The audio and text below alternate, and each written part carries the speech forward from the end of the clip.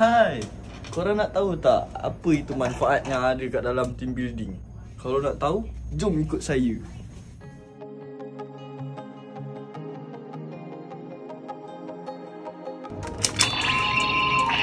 Team building bukannya sekadar aktiviti santai di luar pejabat.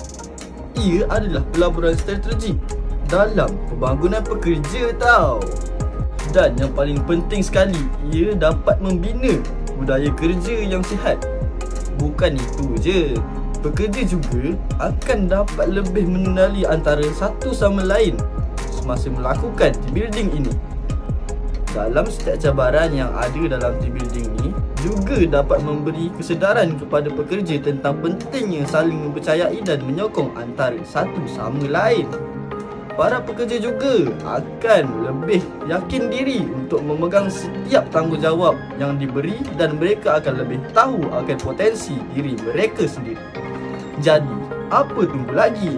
Follow untuk ketahui info lebih lanjut tentang team building ini.